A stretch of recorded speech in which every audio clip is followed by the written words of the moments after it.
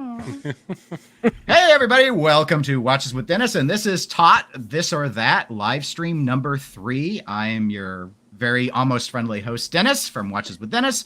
And as you can see, I have the biggest panel I have ever assembled and probably ever will assemble, because how in the world are we going to get through all these things in time? I have no idea, but we will find out. But first things first, we got to do introductions, so we got to go around the room. Jayson, would you be willing to kick us off with who you are, and if you're wearing a watch, what are you wearing? Yes, I'm Jayson De Castro. I'm the host of Design Atelier on YouTube. I'm wearing right now a Zelos Aurora. I'm actually reviewing this right now. I'm on my outfit. I'm going to do my intros and outros later, just after this stream.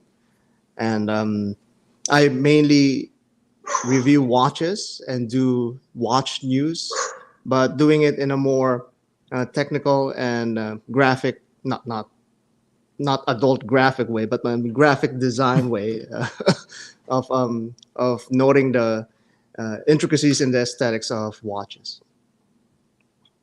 Excellent. Thanks for being here too. I really appreciate it. Tony, this is your third. You've made every single ToT. Who are you? Why I am. They don't. They shouldn't. There's no reason for them to care. But I'm Tony Kurkowski. I'm a co-host of the Eclectic Gamers Podcast. I have a very small watch collection and an extremely large wrist, and I have a fair amount of time hosting podcasts at this point. And unlike last time, where all I had was suntans, I'm actually wearing a watch today. My daughter had a concert this evening, a choir recital, so I'm wearing my rotary Super 7 Scuba with a nice little orange pop on the Tony loves face. Orange. He should go to the Netherlands. I do love orange. It's one of my favorite colors. So I have an actual watch on today. It's also why I'm halfway still dressed up, because we got back just shortly before this went live. That's the Doxa orange too. Really nice. I like Doxa. I've always wanted to have one. Amanda, from the eye of the storm, almost, sort of. What's going on? We're about 100 miles east of the Eye of Storm. I'm Amanda Hamilton. I am the co-host of Free Play Pinball Podcast on the Pinball Network, and also one of the moderators for Flipping Out Pinball. And I am not wearing a watch because my waterproof watch, I rock an Apple Watch. I'm in healthcare, and I need those second hand sometimes and a quick access to it. And my face is cracked, and we're in a hurricane, so yeah. Thought it'd be better to not electrocute myself with it. I know. Hey, I'm here. I didn't think I was going to be here, so I am here. And Kevin's here. Amanda, where is Lakeland in Florida? Lakeland is way, way, way down south. So, okay. Kevin, you kind of got out without too much, right? You guys were pretty much spared the worst of it. All right. Well, he's writing that response to Amanda. Joel, welcome. This is your first time as well. Yeah, no, happy to be here. I stream pinball, and Dennis has been very nice and been on multiple ones of my streams. So when he reached out and asked about this, I was happy to join in. Yeah, I have an Apple Watch. I bought this one in 2017. It barely makes it through a day, but I can't justify buying another one until it can't make it through a day. But it's kicking, and I brought my 2 other watches that I owned before that, which were both Fossil watches that I got. Fossil's cool. Yeah, one back in high school, and I've wore it like every day, and then later on I got a brown one just because, classy adult now. So there you go. There's all my watch experience, all said in about 30 seconds. But well, that's enough for a ToT. So don't you? Hey, I'm happy to be here. And Kevin, as you can see on the screen, notes he did not lose power. And I've seen a lot of people say hello. I say hello back. I've been pulling them up, but as we go through the rest of this to round it out, Craig, you're back again for a second. Yes, I'm back. Shocked. I am back again. I liked it so much. I said, I got to come back. And here I am. So I am Craig Bobby. I do the Top Stories news segment on the Pinball Show podcast on the Pinball Network. And I have a treat for all you listeners, Dennis. All your listeners and viewers today. I was looking a while back for a dive watch, but I didn't want to spend the big bucks on a Submariner or anything fancy like that. So I went into the micro brands category, and with the help of Facebook, that's always listening to your needs and wants. As soon as I, basically thought that I wanted a inexpensive dive watch, up came this brand, which some of you may or may not have seen before on Facebook or other social media, and that is a Panzera, which is an Australian brand. It's made and assembled in Australia, and it's with automatic movement. I'll give you the specs on it in a minute, but this is what they call their Aquamarine Pro Diver. Okay, so it's got a silicone band, as you can see there. And it has an NH35 Japanese movement. I think that's Seiko, isn't it? It is. Dennis? It is. Yes. Yep. It's got 24 jewels in it. It's got a date function. It's got a 40-hour power reserve, bidirectional winding. It's got a stainless steel case, and you can see the different etching on it and stuff. What else can I tell you about it? The 45 mil case, roughly. And you and big watches, man. I don't get it. You must have an 8-inch wrist. You and Tony. 300 mil. Bros. 300 mil. 300 Meters. Meter, water resistance. Anyway, the interesting thing about it is this has an inner, the inner dial rotates here. You can see that my camera. That's a compressor style, yeah. Yeah. So that's really kind of an interesting feature. It's a bit thick for my liking. But not bad considering these retail for about, I think I got this for about $250 American-ish. So not too bad, actually. That's nice. And, That's actually pretty nice. It's very durable, sapphire crystal case, and it looks nice. Do you wear it during the polar plunge since, you're in Canada and it's always cold and nobody ever wants to go diving? Exactly. So I can have this on and pretend I'm a diver. And it came with a yellow silicone band, but I splurged and got the blue, which I thought went a little better with sort of basic stuff. Yeah, exactly. But I do like the yellow silicone band as well. Anyway, I've rambled on about that. But so it's interesting. There's lots of micro brands out there that are inexpensive, that are fun to, you don't have to break the bank to have a little fun buying a nicer auto. And I wanted automatic movement, which this does have as well. So anyway. That's what I'm wearing. That's what I'm wearing, guys.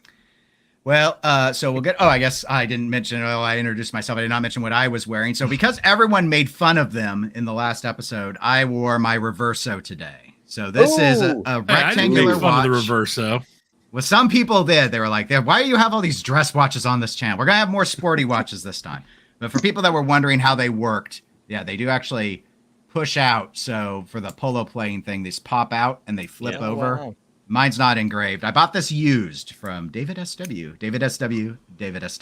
So anyway, actually, this is the most expensive watch I ever bought. It's not my most valuable. It's the one I ever paid the most for. Holy crap. It's got a whole 30 meters of water resistance, so I try not to get it wet. But you better not. So do your coworkers know things are about to get real when you flip the watch over? They're like, oh, he's doing weird British sports. Yeah. Gotta watch out. I can see it. Dennis walks into the legislature and he's like, hang on, I gotta flip my watch over here. We gotta fight.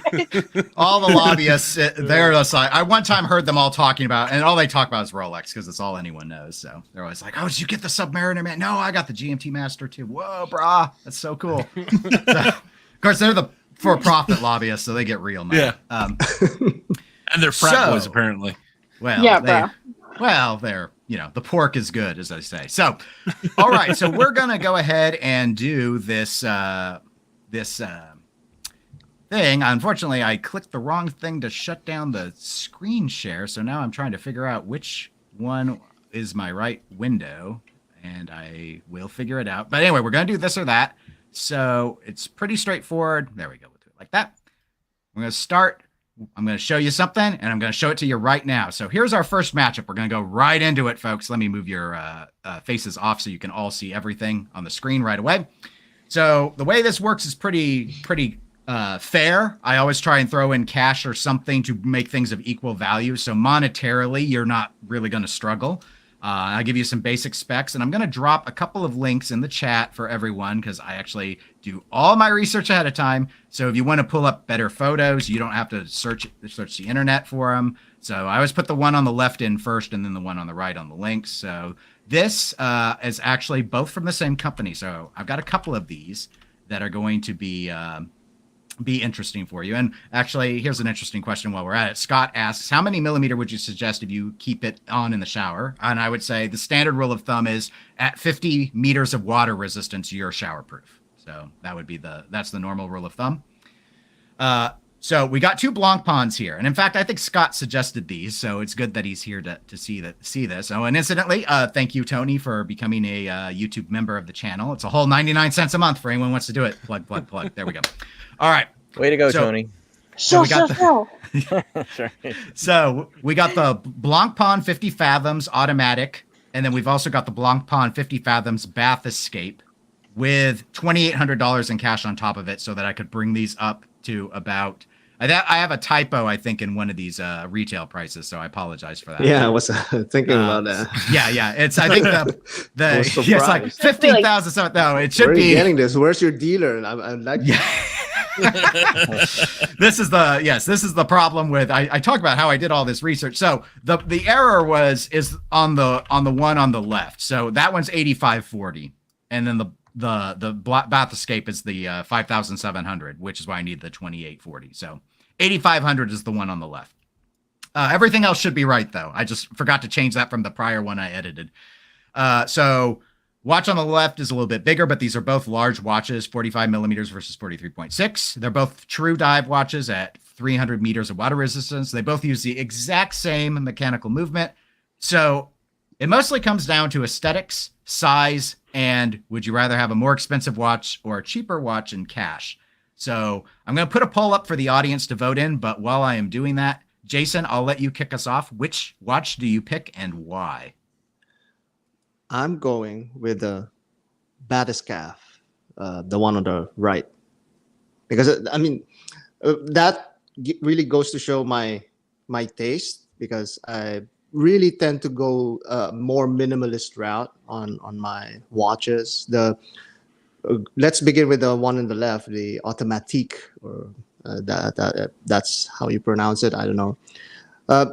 It has a lot of different design cues. You're seeing curves, you're seeing triangles, you're seeing like those really big numerals. That really puts me off. I really prefer less numerals or smaller text. That bears into my design aesthetics. The only thing about both of these watches is like they have this weird 23 millimeter lugs. So you really can't find that much strap options for these 2 watches. So I guess the better one of the two will be like the cheaper one, and it's a lot more simpler than the other one. The thing about both of these watches is like I'm sorry, I mean I have a thing against dates that are not on the 3 or the 6. It's a finicky quirk that we watch enthusiasts have, but that's something that we could live without, could live with. It's not really much of an issue. And the one also, like, being cheaper, it's $2,000 is, or almost $3,000 is still like a considerable amount off compared to the other one. And it's basically the same movement as well, and that really matters to me, because I mean, especially with Blancpain and the movements that they have, it's not really that much special, but having both of them the same, it really boils down to the case and the aesthetics, and I would go with the right one. All right. So Automatique for Jayson. Tony. No, Batiscaf. Oh, Batiscaf. Yeah, you said right one. Yeah, because you hate the numerals plus other things. Yeah. All right, Tony. Sorry. And the poll is up. Sorry, I'm multitasking. Poll is now up for people to vote of the audience. Choose your house. I think the deciding factor for me is actually the case material. Because because the Automatique is titanium. The Bathyscaphe is ceramic. I don't have anything ceramic, and I kind of like the look of it. So I think I'm going to agree with Jayson. I'm going to go with the Bathyscaphe. The only thing on the Bathyscaphe that I don't like compared to the other one is, like, I'm not a big fan of the just fat baton watch hands. Though they're so squared off, and then with the little just pointer in the middle, I'm just not a fan of that look. But overall, I prefer the look, and I like the way the ceramic case looks. So that's the route I'm going to take. And yeah, no, it's just and I like the sunburst. All right. Cash. All right, we got 2 for Bathyscaphe, or however it is said. Craig, will you change this? I'm going to agree with Tony and Jayson there. I like the minimalist look of this watch as well. I would agree. I'm not a huge fan of that of the date being on the side there, but I like the fact that this is a sporty watch, but I think it's very dressy as well. So you could dress this up or down, and yeah, I mean overall, they're not sort of my.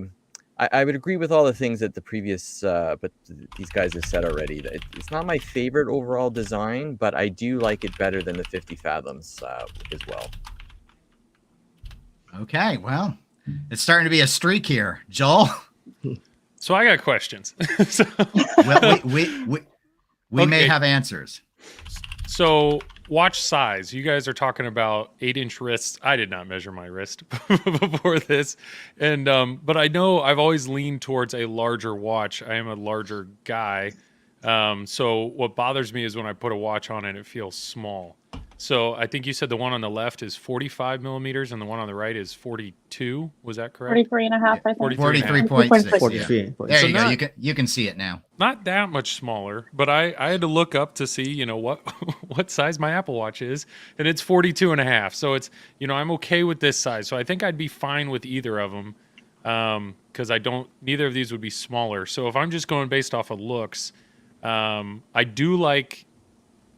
don't really do shiny well, so I like the casing on the right is kind of a duller gray. I kind of like that better. And then also just looking at them, the actual face on the right looks bigger than the face on the left. Yeah. And so to me, I want to be able to read the time as clearly as possible. So, and not to mention cash is kind of hard to pass up. So I'm leaning with the one on the right as well. Okay. Amanda. And hold on, for Joel, Tony. this is a 42 on my 8.5-inch wrist. Okay. So that's what a 42 looks like on my giant wrist. If I was actually a good researcher, I wouldn't just give you the diameter. I would give you the lug to lug. So that way you'd know how much space it occupies on the length of your wrist. But a lot of the manufacturers don't list it, and I get tired of having to pull reviews to know every single one of them. So Well, I feel like I should go get a ruler. Is what it sounds well, like. get a cloth tape measure or get a piece of string, wrap it Or around your caliper. wrist, and then put it against a ruler. Amanda, what do you choose? I'm gonna be the oddball. I really like that automatic. I do love the ceramic color of the Bathyscaphe or however you pronounce it, but I like the bigger numbers. I like the more spelled out numbers. And I like that it's, you know, Tony, you pointed out it's a little bit more aerodynamic. I don't know, that doesn't make sense really, but it's like it's not just a block with a point at the end of it. It's a little bit more streamlined on all the dials. And this is so petty, but I also kind of feel that it's a little bit tacky that the Bathyscaphe actually says the name of the design in the middle of the face. So yeah, that's I'll be the oddball. It doesn't matter. Okay. Now here's an interesting question that maybe Jayson knows. I do not. He's asking if the 50 Fathom predates the Submariner. Well, not really. The Submariner, I think the Submariner predates the 50 Fathoms, but the 50 Fathoms has the patent over the rotating bezel. They had that first. That's what I could recall. But the Submariner didn't look like a Submariner initially. It started as what's it called? Rotomatic, something like that. I forgot the name, but then they changed it to the Submariner. But the bezel design, the rotating bezel, was patented or held originally by 50 Fathoms until they lost it sometime around the 60s or the 50s, and then Rolex could actually use that rotating bezel. That's what I could recall. But I could be wrong. We need to do some research on that. I couldn't remember. I always just kind of put 50 Fathoms, Submariner, and Zodiac Seawolf all kind of together as sort of around the same time dive watch, but I don't know who came first, sort of stuff. Yeah. But before we move on, actually, Tony had a good point there with the two. The other one is titanium. The other one is ceramic. Ceramic doesn't scratch easily. So if you want to retain that overall look, I would rather go with a ceramic rather than with a titanium. However, if you're near pointy stuff, a ceramic would really chip and shatter really quickly if you hit it in a high impact pointy surface, compared to a titanium, which would not bend nor break, although a titanium would scratch a little bit easier. Well, actually, that's a misnomer. It's not gonna scratch. In time, it patinas a film on top of it, and that scratches easily. So you might see more scratches in your titanium watches, but that's actually a protective film that the metal generates in time. So the more if you want a more patinaed look, you can go with the titanium. But if you want a more pristine look over time, you'd go with ceramic. All right. Interesting. Well, I guess I'm the last one to go. And I'll actually agree with Amanda. I'm going to go with the automatic. I like those huge, ugly numbers. I think it makes it look like a tool watch. I like the huge numbers on the bezel, so it's easy to read. Bath escape is too elegant for a dive watch. Yes, the 45 millimeters makes me think I would not want to wear the automatic, but the 43.6 is too big for me too. So, I mean, at this point, it's like, but it doesn't matter. We've lost Amanda 4-2 amongst the panel. I will now go and end the sense. You're looking at a dive watch, and if you look at that automatic, it kind of gives that depth of water. It's almost like looking into a crystal clear pool of water. So it does kind of have that aesthetic to it as well. Craig, Bobby, you don't know what we're talking about on these. This is like a tropical thing, but we have water that you can see the bottom, and it offers that almost like bubbles into a depth type look. So that was kind of cool too. No, actually, you're right. I mean, the automatic is quite likely the more visible underwater, because you see all of those large numbers, those large indexes. That's going to be a lot more visible than the bathyscaphs, like teeny tiny indexes, But again, I don't dive with my watches anyway, even though they're dive watches. Well, and that's thing.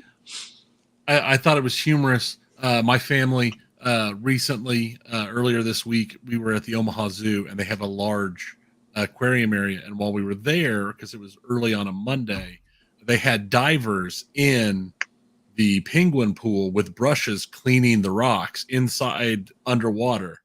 And none of them had dive watches on. None of them had watches at all on.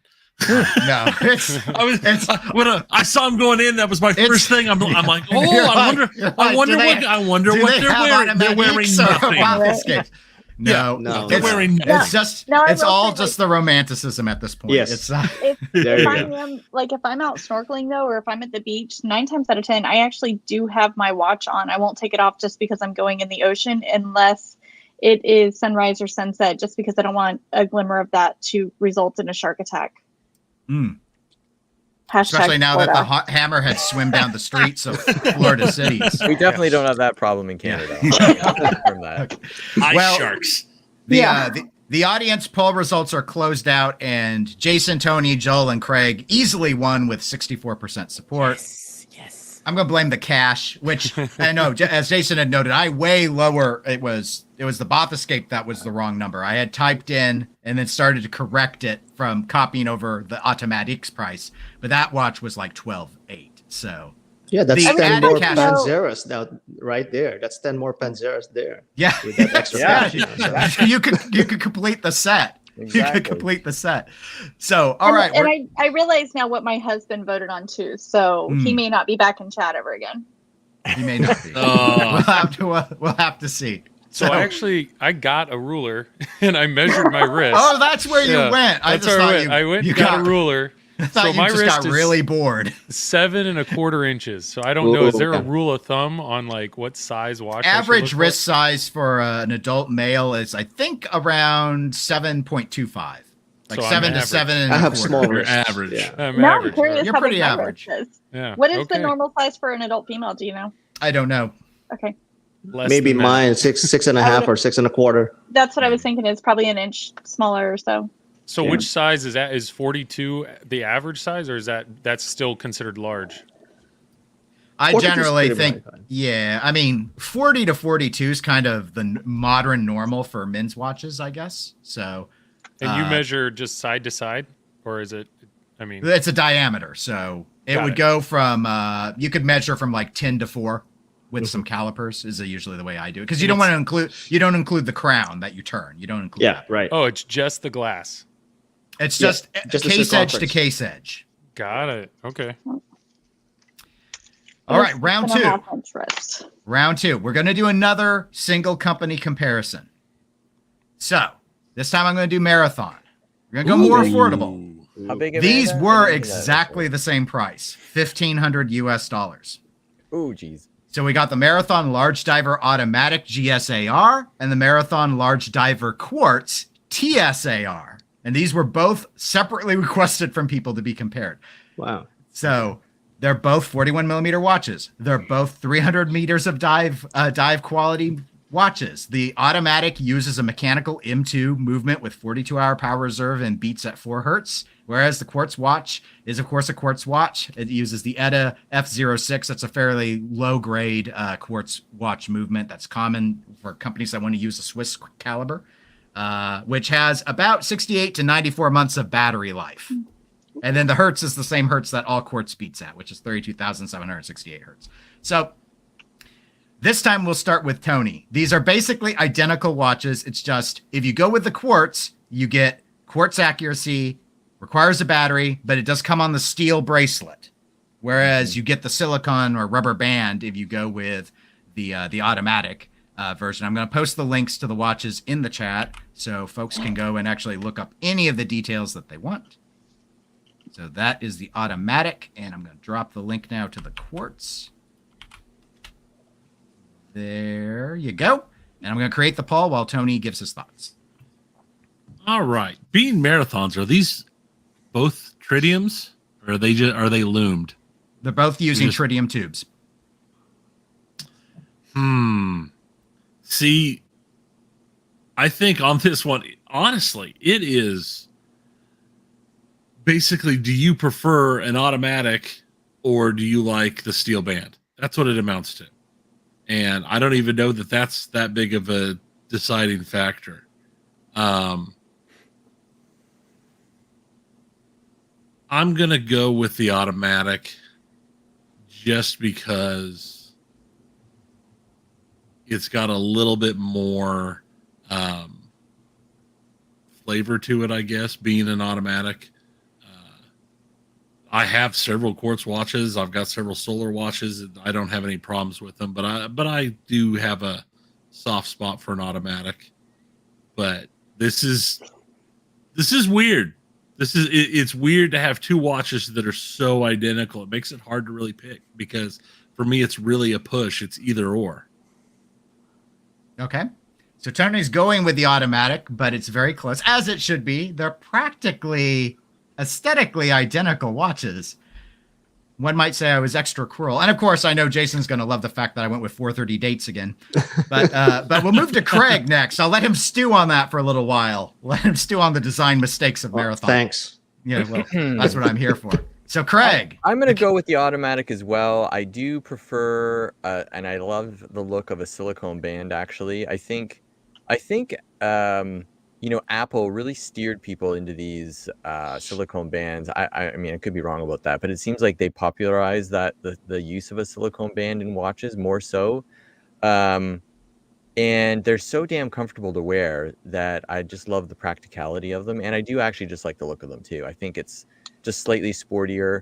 It's obviously not as dressy as a metal band, but I do prefer the sportier look. So it's funny though, having even just the difference in band, how it does change the look of the watch. And my eye keeps going back and forth trying to find the differences in the two. The only real difference I can see is on that second hand where the quartz is red, and then on the automatic it looks like it's loomed. But I would side with Tony there and go with the automatic silicone band. Okay, we got 2 for the auto. Joel.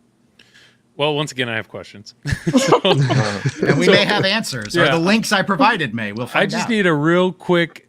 I mean, the way you described the band, you said the rubber band, as in you kind of said it in a way of like it was somewhat derogatory, is what it sounded like. So I hesitated because I all of a sudden remembered I wasn't positive that this is made out of silicone. Okay, Maybe all some right. other material. Well, I have never owned a watch, like I've never owned a metal banded watch. It's just never been something I was attracted to. So I just visually am leaning towards the one on the left. I like the silicone band on my Apple Watch. I always had the leather bands before that. And I was always a big fan of like the watches with big leather bands, almost like a bracelet that happened to have a watch face on it. I know, really classy. I think I have that same watch, Joel. Yeah, it's great. Didn't you love it? But my question is, I just don't. I'm the new guy here. So the automatic versus quartz, can you explain that real quick? Sure. So an automatic watch is a watch that uses a mainspring to provide power. It must be wound. Okay. In this case, as an automatic, it winds when you wear it on your wrist. There's a rotor in it, and your wrist movements spin that rotor. And so it never needs to, it doesn't have a battery that will die. When the spring runs out of power, the watch stops ticking. But that being said, mechanical watches do need to be serviced because they have a lot of moving parts, and there's lubrication in all those parts. Whereas a quartz movement relies on a battery that uses a quartz oscillator, and that quartz crystal vibrates at that set frequency, that 32 kilohertz. And what that does is it provides extremely precise timing. So in the world of mechanical watches, you would think 5 seconds off a day is a very good mechanical movement. A cheap quartz watch might be off 20 seconds in a month. It's just that much more accurate. So those are you get a lot more accuracy with quartz. Quartz watches are usually the ones that you can do this mechanically, but quartz watches generally the second hand ticks once every second. It doesn't have that sweeping look, and that's to conserve battery life because they use very small batteries. And so that's a method that they do to preserve power. Whereas with mechanical watches, you actually see a number of ticks per second is whatever the Hertz number is multiplied by 2. Perfect. Thank you. Yes. With fantastic explanation. I still think I'm leaning towards the one on the left. I just think that sounds cool. I would get the one on the right though for my wife because she's late to everything and I don't want her to use a watch as an excuse, for being late. So I'll give her the more accurate watch. Okay. So we've got 3 so far for the automatics for the people actually present. Amanda. Joel, I have a better excuse because I know that your wife is also in healthcare. The nurse in me wants the quartz. I cannot stand having water trapped under a silicone band on a watch. It's disgusting and it freaks me out. Ugh, it gives me the heebie-jeebies. And I do love the quartz bands because a lot of what I did was very reliant on accurate documentation to the second. So that speaks volumes to my heart. I love the contrast of the automatic. The black band really does add a lot more, but I would have to go with the quartz all day long. And I also love that it has military time listed as well, because again, healthcare, I was a night shift worker for a long time. So that was how we charted and documented. So that was really nice. That's a nice feature. I mean, you can replace the band, right? Like if Yeah, and in fact, these all come with all the band options. I did it this way so that we had exact pricing because I'm very No, I think of it more as just being exceedingly anal about the contest, and I'm hoping I got all these prices right for the rest of it. So he says after he screws up the first one he did. So And the silicone band's cheaper, yes? yes, that helped keep the price down. Yeah. Got it. Okay. But you don't see black metal bands very often, at least not at the price point in which I'm shopping. You might see white, like a ceramic band, but you're not going to see any type of black metal mainstream watches. Whereas, you're going to find the stainless or anything like that all the time. So typically for the watches that I'm buying, if I want something that has that high level of contrast between the watch face and the band itself, I'm going to have to go with silicone. And it's just, like I said, it just gives me the heebie-jeebies. I will actually agree with everyone else, Amanda, and I'm going to go with the automatic in this instance. And it basically, I'll pull up the comment that's most relevant to it. I really struggle with quartz watches that are over $1,000. And so that alone, between the two, everything else is basically identical. And I pulled up the comment that mentioned about the band. You can change the band, obviously, with any of this, but this is the comment I meant. Was the snob in me says it's too much for a quartz. Maybe if that dial said Cartier, I would cave and do it, but not for an ETA F06 quartz movement. That is the same quartz movement that is in my Tissot PRX, which is like a $300 watch. So that's why I have to go with the automatic. And Jayson, you get to round us out. Well, you kind of said it. Said the main reason why I'm going with the automatic, because 1,500 is really too much for me for a marathon. I mean, I'm no slight on marathon. Marathoners make really good military spec watches, and this is again, I want to emphasize that it's a military spec watch that they even have like a version that you could choose as a U.S. government issue serialized version of your piece when you buy it, and that's pretty cool, and that's pretty unique to Marathon. I don't see any other brands offering that, and $1,500 for an automatic is a pretty good value for actually the prestige of the watch. Because I mean, this is not just any other Seiko watch out there. This is actually being used by the government, by the and military specifications.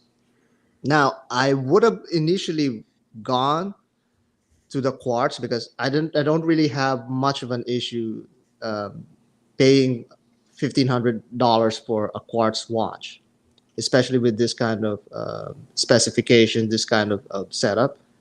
But the automatic is just a higher value to me because, like what everybody said, you could always change the bracelet and the strap anytime you want.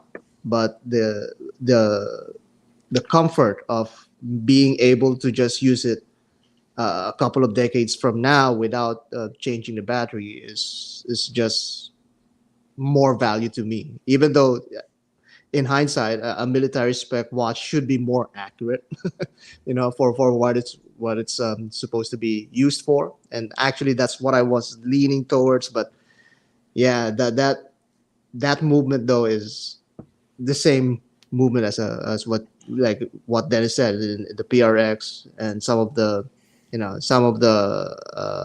Swatch watches. So I'd rather go with the automatic. Okay, so it was 5-1 in favor of the automatic amongst our panel. Closing out the poll with the audience, pretty similar. Actually, it was closer there. It was 66% again. So 2/3 in favor of the automatic, but there was some support. Actually, I voted on the quartz. Don't tell me that. Until Dennis opened his mouth. That's how Everything's wrong. No, I actually the voted people, on the quartz the people. until Dennis opened his mouth. I opened my big mouth. I own a Marathon. And in fact, if you go and look at their field watches, you can find their automatics for like $600, and you can find their quartzes for like $200. They've got a lot more affordable, and it is very cool. And incidentally, Craig, Marathon is a Canadian company. And they use Swiss movements, and they do military watches for a number of governments, including the United States. Interesting. So yes, That's what caused the inflation with that government contract right there. Yes. Yes, that's why we pay like $50 for a hammer, is because we got to convert to Craig money. Yeah. Weird Craig money. I will pass on your regards. All right. So everyone's got a feel for it now. So let's go back up more high end again, and let's talk about. I'm going to actually. There won't be any more within the same company comparison. No more like marathon. Oh, you're not going to force me to pick a Rolex. No, I have to like naturally get you to choose a Rolex. There will be a Rolex. I always have to have a Rolex so I can put it in the title and get the clickbait. But and maybe we'll finally find one that Tony will pick. But actually, Tony, you might find this much more interesting because I'm going to bring back a company that you supported back in the very first ToT, and that would be Omega. So we're going to do an Omega Aquaterra 150 meter. I don't want to read out the whole full name of it. It's 41 millimeter versus the Breitling Super Ocean. Breitling, the darling of Canada. So that was a nod to Craig. So the Omega is a $5,700 US watch. The Breitling is $4,850 last I looked. So I'm throwing in $850 in cash on top of the Breitling.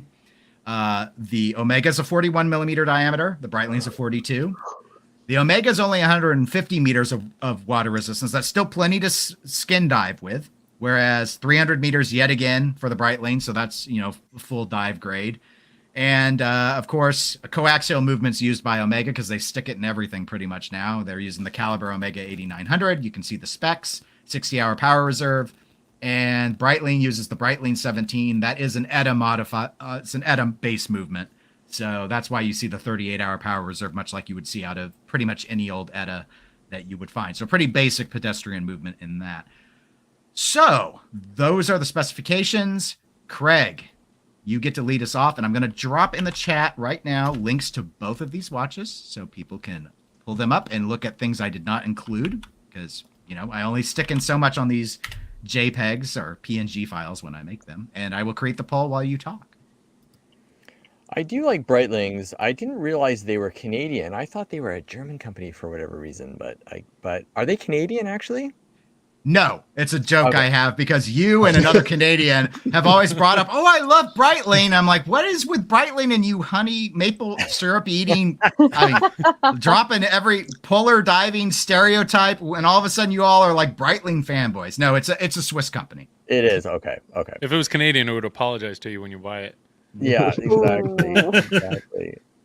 I actually do like the Breitling though. I like the face of this watch better than the Omega. Although even though I do like a blue sunburst dive watch, that's what I'm wearing right now actually. But I do like the Breitling for the bright face, and I like just the larger numbers on the face as well. I think that the minute is it the minute hand? It's the square there on that main hand. Yeah, that's the minute. Yeah, that's the minute hand. The minute hand? Okay. I do like that aesthetic as well. So I'm gonna say the Breitling out of all that. Slightly more inexpensive, a little larger at 42. A little better in terms of the water resistance. Not that I'm ever down that low, ever, but it just sounds good. And so my vote would be the Breitling. Okay, so one for the Breitling, Mr. And it says Engelbert. Super Ocean, which It does. Anything. I don't know what amazing. is super about the ocean with it, but but this is part of Breitling's new look. Their CEO over the last few years has really changed the direction. Breitling, this actually is subtle compared. Like they used to go really big and blingy, and they seem to be doing a lot more things out of the back catalog now, in my opinion. But Joel, what are your thoughts? Craig's a Breitling fan, as all Canadians are. But Breitling me up. Yeah, I've never really been a fan of like a colored face. So my initial impression was I wasn't leaning towards the Omega, but yet the minute hand on the Breitling I don't like at all. So and I saw someone in the chat I think said something. Cloud Ken here actually said he called it the second hand, but he meant that minute hand. And it's like that huge square. It just it's pretty big. If the minute hand looked the same as the hour hand, just longer, like I'd be on board with that. So and when I also look at, I'm assuming the casing or the outside, profile of the watch, I just think the Omega, the fact that the band and everything is very sleek. So I think I'm actually going to go with the Omega. And yeah, my Apple Watch face is very minimalistic. So it's like all I need is just give me an hour and a minute hand, and I'm good. So I don't need the numbers or anything. So that doesn't bother me at all. So Okay. yeah, I'm going with the one on the left. Yeah, All right. there's actually a good backstory why that Breitling looks like that. But I'll wait for my turn. Okay. All right, Amanda, we got Craig's gone Breitling, Joel's gone Omega. I gotta go Canadian on this one. By the time everyone's going to walk away from this thinking Breitling is a Canadian company, just like Marathon. And I blame myself, but only a little bit because What it's country is weird. the There's Omega like- made in? They're both Swiss. They're both Okay, Yes. all right. No. So no, I do like the Breitling. It's, I mean, again, the name is super cool. I mean, super ocean. It's very James Bond to me. I like the profile of it. I don't like it when the dials are kind of set by themselves with nothing surrounding them, and that's probably just because I'm so harsh on watches to begin with. And I also am a right-handed person who wears their watch on the right wrist, so that is detrimental to me in so many ways.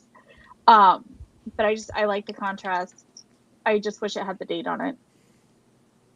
Oh yeah, I was going to mention Good that. point. No That's a date. good point. Yeah, Mm. but Yeah. I mean, I never know when it is anyway, so it's fine. I don't need to know what the date is anymore. Did you So- just talk about accurate record keeping? So Only Amanda- in time. Only Okay. in time. I don't Okay. need date. All right, so Amanda's going Breitling. So we got Yep. 2 Breitling, 1 Omega. It'll be my turn now. I'll go Omega on this.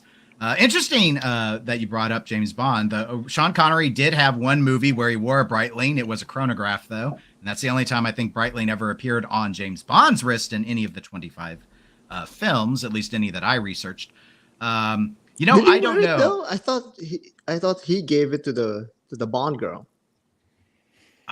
Probably did because it was the Geiger counter, right? Yeah. That was in Yeah. Canada No. with That's love, right? the Geiger counter's like the. Oh yeah, wait. Maybe I'm Nice talking call. about the Navitimer. Sorry. Yeah, so once you throw in the other characters, it gets all, I don't Yeah. know. It's beyond me. I vaguely remember that in A View to a Kill, I think they decked out, what's his name, the villain? Who's the guy who hid the watch in his butt in Pulp Fiction? Christopher Walken. I think they decked him out in Cartier stuff, but not in that movie, but in This Bond. got weird. Can I leave? come on, it's Pulp Fiction. Rumored pinball title coming soon. Which one would you rather hide in your butt? The smaller one. The smaller one, okay. Right now. I'm going to go with the Omega. I agree with Cloudkin. I can't get behind that blocky minute hand. I'll be fascinated to hear Jayson explain why they went with that. To me, I see it and I say they looked at Tudor, saw the snowflake and said, hold my beer. We got to do something that's going to be even more hated than the snowflake hands. To be fair, I don't love the arrowhead minute hand on the Omega Aquaterra. It's one of my least favorite design decisions, but that horizontal lined dial in person is incredibly attractive. Yeah, the tick with the dial. sunburst. The 6 o'clock date is completely inoffensive. Plus, it's color matched to the dial itself, which I love color matched date windows. So it's not as practical from a dive watch perspective, but the Aquaterras aren't meant to be. I'll go with that instead of the Breitling. I would much rather have a Navitimer than a Super Ocean. So I will be one for Omega. So now it's evenly split. And Jayson, So give here's- us the history. Do they make this like the Omega? Do they make a version where instead of it being blue, it's black? Is that a Yes. thing? Oh, yeah. Or Oh A yeah. lot. yeah. Yeah. So that's the one I want. Yeah. Sign me up for that Omega one. Yeah. Omega never met a skew it didn't like to create. So Okay. Oh. got it. And they have like Joel a is ton of currently limited online editions shopping. too. yes. Yeah. All right, Jayson. So for me, I mean, just to get it out of the way, I'm going to pick the Omega on this one because it's a lot more versatile. That's why it's called Aquaterra. You could like get it wet. You could, dress it up. Also, you could wear it with a suit, with a tie. You could wear it casual. It's a lot more versatile than the Breitling. However, Dennis, can you look up? I don't know if you could look up Breitling slow motion. Okay. While I'm doing the explanation. Actually, the Breitling is a lot more interesting than the Omega because this Breitling actually came from a weird chronograph that times the minutes. that hand, why it's square, because it's meant to be like a chronograph, but instead of timing the seconds, it's going to time how many minutes had elapsed.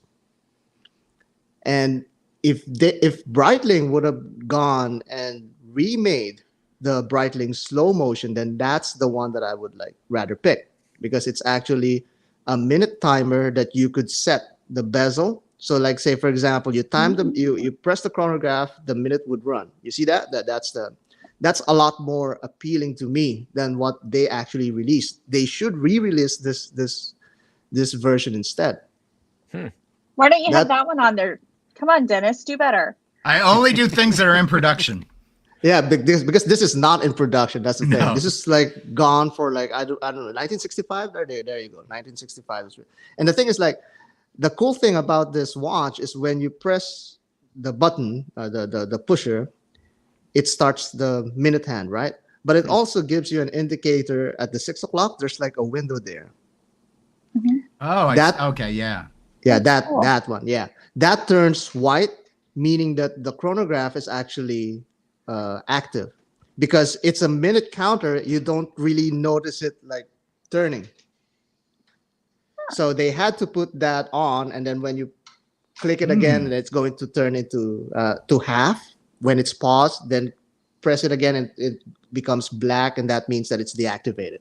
It's actually a super cool. That's so interesting. It's so much cooler than the one I picked. That's a much more interesting watch that they should have released instead of just homaging the look. But I get what Mr. Kern is doing. He's trying to get all of the prestige of the old vintage watches that they have in their fold, and they're trying to get all of these designs out in the open again, because this is a very obscure watch. And Canadian engineering for you. probably. And I have no doubt that they're probably going to release that like in the future, because they just want people to get used to that look. And you could see there, yeah, it's kind of weird that's why also the square is on the minute hand, not on the hour hand, which is quite weird. But nevertheless, you get the idea that this is the granddaughter or the grandson of that interesting chronograph. Actually, that's more interesting if they release that, and that's going to probably like sell like hotcakes more than this. Oh yeah, no, that's fat. Okay, I've never seen that before. That is really fascinating. That is really cool. All right, Tony. He did ultimately side with Omega, of course, despite the longing for the 60s. You're the last pick. Well, I'm the last one, so I'm going to make everybody listen to me talk for a long time. No, I'm not. It's the teak watch face is lovely, combined with the 60-hour power reserve as opposed to the Breitling's 38-hour power reserve. But just the overall look on the Seamaster is just better to me. I just enjoy it more. I have watches that already fall into an aesthetic similar to the Super Ocean, and the Omega is just, like Dennis said, a much more general user watch type thing. It has to be the Aquaterra. I will admit the Aquaterra is one of my favorite Omegas, period. So it was going to win against almost everything, but it's definitely on top here. So does Aquaterra refer to it being blue, or is that just No. Okay. No, it was what Jayson mentioned about like it's water and land. It was designed to be a dual purpose watch, so it's kind of like you can take it swimming or skin diving. It's not a high grade, like a certified Metis diving watch. It's not meant for deep depths, but snorkeling. Plus, it's classy on land. Like if you were to go out for surf and turf afterwards, you just throw it on with your sports coat and your linen shirt, and you're ready to go. Perfect. So they are pretty cool. All right. So amongst the panel, Omega won, and amongst the poll, it's actually closer than it was the last two votes, but only by a little bit. 64% in favor of Omega versus 35% on Breitling. So about 2% swap from what we saw in the first two watches that we did. All right, we're plugging along. We've done well. Everyone understands how this all works. Everyone's comfortable. We learned a lot about much cooler watches that hopefully Breitling will bring back, but we don't know. Maybe the Canadians pressure them. Now those were cool. We can do that. Those were super cool. Yeah. So let's do another one where I don't need to put any cash on the table. And now, Tony, this is the part where I get to throw Rolex in your face and you get to decide whether or not you're going to back it. So we're going to do Rolex versus IWC, or International Watch Company. We got the Rolex Air King, perhaps their most controversial sports watch, though this is the new version where they finally put a 0 by the 5 at the 5-minute mark. So this is the reference 126900, and this is going to go against IWC Pilot's watch chronograph Spitfire. So obviously that's a chronograph watch, whereas the Rolex is a time-only watch. They both are $7,400 US at retail. They're similar in size. The Rolex is a 40 millimeter, whereas the Spitfire is a 41. The Rolex is 100 meters of water resistance, so that's swim grade, whereas the Spitfire is 60 meters, so that's shower proof. And they both use in-house movements. Rolex is using their famed caliber 3230, 10-year service interval, 70-hour power reserve, whereas I'm not familiar with the IWC movement. It's a chronograph movement with 46 hours of power reserve. So those are the matchups.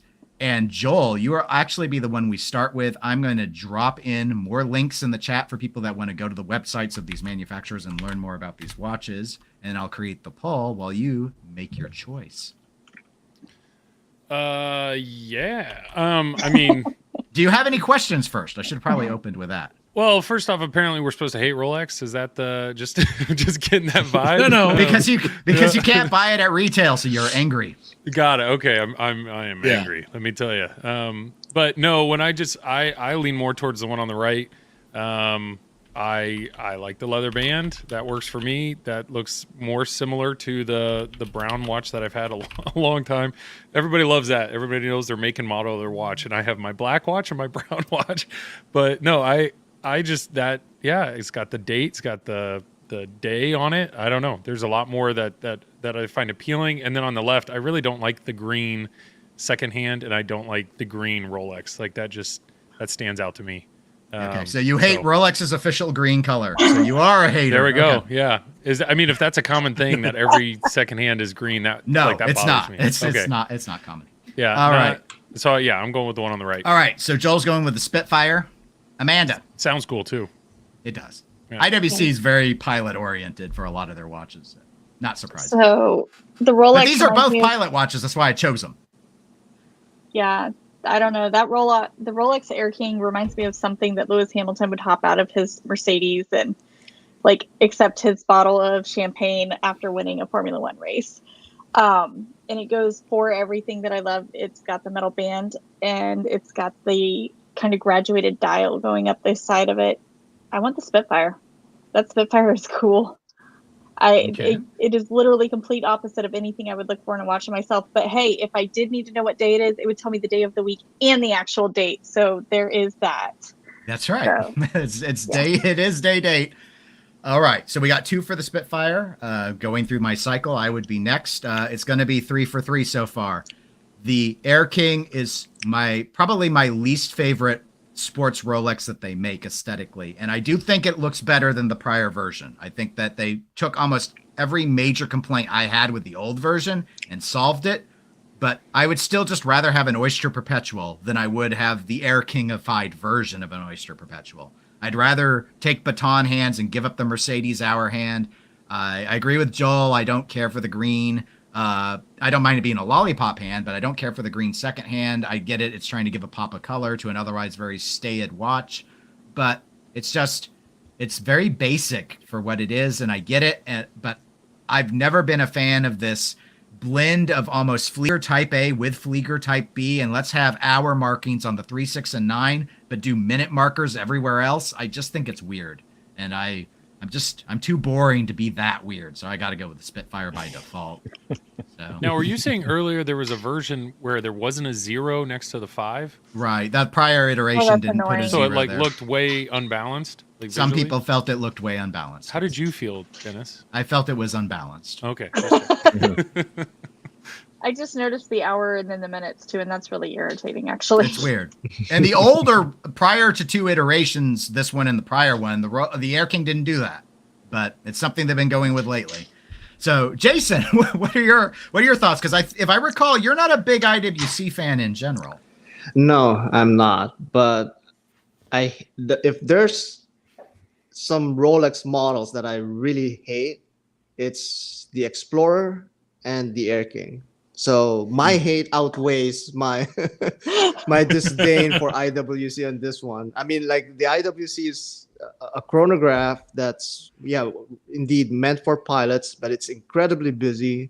But I'm okay with it. It's a lot more balanced than it has its right for. But with all of those numerals and grades and the sheer number of hands on it, it's just a busy watch. But there's a logic to the layout.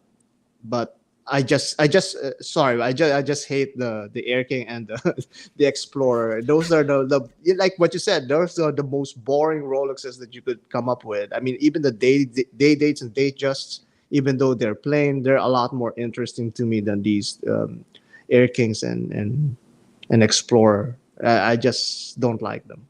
But don't worry, I don't have an Explorer in this matchup this today. I'll be saving that one for my boring watch edition. But that's also the Spitfire is also one of the flagship chronographs from IWC. So it's not really just your off the mill IWC. It's their go-to models. It's one of their best-selling models as well. So aside from the Portugueser, if I'm not mistaken. So you could actually get that at less than retail, the Spitfire, because I know a dealer here who's giving a modest discount for that. With the Air King, good luck with even a wait list. Mm-hmm. That's true. So Jayson is a I cannot talk anymore. I need more. Yes, begrudged choice to the Spitfire. So far, everyone's chosen the Spitfire. Tony, have I finally found? Everyone else hates it. Have I finally found a Rolex you like? Have I done it? No, you didn't. I don't like that. You know what? I just don't know what to do. There are. I swear, there are Rolexes that I truly love. You just but this one's so ugly. You have to like it. No. I understand. Like you, I don't like the combination of the Type A, Type B Flieger kind of feel. I don't like it. And I do agree that it is much more balanced since they added the O to the 5. I don't care for the Mercedes on the hour hand, but I do like the green second hand. I think it's the one thing that the Air King has going for it. The only thing that I kind of like, but I'm going to be with everyone else. I'm taking the Spitfire on this one. I'm not a huge chronograph guy, but on that band and with the way it looks overall, it's just a nice looking watch that I think is way less boring than the Air King.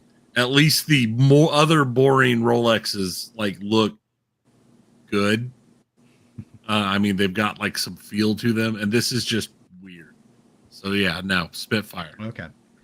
All right, Craig. Well, go ahead, Amanda. I was going to say, what is, when you guys say Type A, Type B Flieger, are you referring to it showing seconds and hours, or what is that referring to? It's a dial configuration. So the Spitfire actually is sort of the Type A format if it wasn't a chrono. So you get a triangle kind of at the top. It's not exactly, this isn't exact, but, and then there's just markers for every hour around. And then the Type B Flieger is one where around the outer part of the dial are these minute markers, kind of like you see on the Air King. And then there's an inner diameter that tells you what hour it is. It's designed so you could more easily see the minutes. And generally speaking, Type A Fliegers are very, very popular nowadays because that's a more relevant way to tell time. Type B Fliegers were developed by the Germans and switched from the Type A, hence why it's later, because on the bombing runs, it was more practical to know what minute it was to drop the payload versus what hour it was. So you get a real stubby hour hand on a Type B Flieger. I have a Type B. It's way away, so I won't grab it. But that's what I wore on the last ToT. Actually, was my Type B. But anyway, yeah. So it's just it's an aesthetic. You don't normally see this style with the minutes around the outer edge of the bezel. That's why it's like a weird blend of. That's what a Type B would do, but a Type B would never have a 3, 6, and 9 here on the outside. They'd have them real tight on the inside. Okay. And Sorry, so Craig. I didn't mean to interrupt. I was just. No, don't worry. What it was. And, Worst Rolex ever. I want to interrupt Craig too. You said the Rolex, Oh, God. you said something about a wait list. So like Rolex, like these are sold out everywhere. Like you can't. Yes. Oh yeah. Oh, you can't even get one if you wanted one. No. you can if you get on a wait list. Is this like a is- pinball wait list or way worse than a pinball wait list? No, this is Oh, about Pinball wishes it had a. I mean, On it's not some as of the Rolexes. it's There's a not as pinball bad waitlist? as it was during the pandemic. I think the Air Kings wait list is under a year. I don't know, Jason. What you would probably know better than me. I didn't think this was years. one of the less popular ones, but Well, honestly, they're actually popular. are they? Yeah. It's a 2-year wait list. Oh wow. So, Okay. almost a Weird Al wait list versus a Stern wait list is what I just Because heard. of that zero. Because of that zero that they added. Zero And fixed that- it. That's true. I mean, for a lot of people that wanted an Air King, it did fix it. Look, I've always struggled. it's a weird thing. If you had a previous version of the Air King, you're good. You could sell that for a profit because it doesn't have that zero. But then everybody jumped to the new Air King because they fixed that zero thing, and then that they added that extra crown guard. But then it doesn't look like an Air King anymore. It kind of changed that. Those crown guards changed the look completely. I mean, I don't know how people would love that, but it kind of breaks the identity of the Air King in the first place because it is an explorer that's built for aviation, but never really used for aviation. Yeah. But Jason, that's how it is. You asked, yes, there are pinball wait lists, and I am personally waiting on a pinball machine that both Dennis and Craig own, and I'm over a year waiting, and I Wow. still don't know. We just got yeah. 2 of them in that we had ordered over a year ago. Now Or it's one of them at becoming 8 more months, one interesting. of them at a year. Yeah. Yeah, it got real bad in the pandemic. A lot of that with pinball though is supply issues. Getting access to computer chips and stuff has really slowed up production. Of course, yeah. Versus Or everyone good having pay. pandemic money and nothing to do. So Do they just make bought- their chips in Korea also? Stern Okay. uses the same chip as the F-150 Ford truck. So if those are the ones made in Korea, then yes. But Okay. I thought they were Chinese supplied, but I'm not sure.